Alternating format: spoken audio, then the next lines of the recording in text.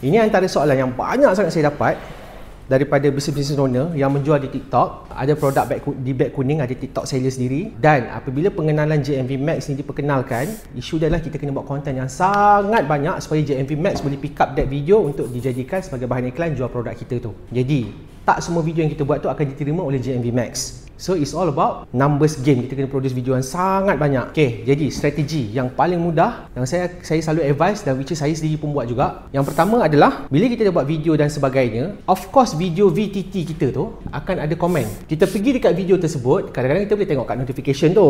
Kita tengok dia, kita klik dekat komen. So dia akan keluar banyak sangat komen, kita klik kat video tu. Bila klik kat video tu, kan ada komen kat sini. Okay, komen, lepas kat bawah tu kan kita boleh reply. Instead of reply menulis, kita reply dalam bentuk video. Klik video, pak, dia terus buka kamera dan ada keluar soalan dia dekat. Macam ni kan, komen tu akan keluar kat sini. So kita record lah terus. Phone terus daripada aplikasi TikTok tu terus direct. Record je. Tak payah fancy-fancy pun. Tak payah selfie video banyak apa kat kedai makan ke apa ke, tak apa, tak kisah. Kalau ditanya pasal produk, pegang je produk tu. Kalau punya produk kecil lagi bagus. Kalau baju nak bawa, nak cari baju pula kan. Produk senang. Ceritalah. Jawab je, jawab apa semua. Ada skrip je. Intro skrip cakap lah. Baca komen. Baca komen dia punya intro skrip je. Okey, contohlah dia tanya, apa beza pomade dengan powder? Contoh nama dia, Azri 667 Boy Handsome.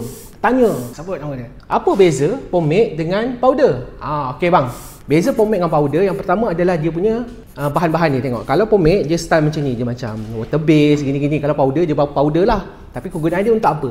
So kalau abang nak pergi kerja office apa semua, nak nampak smart, elegant look, nampak wet look, abang kena pakai yang ni. Tapi kalau abang nak macam out of bed punya look, rambut-rambut ada volume semua, abang kena pakai powder. So itulah dua fungsi dia gini.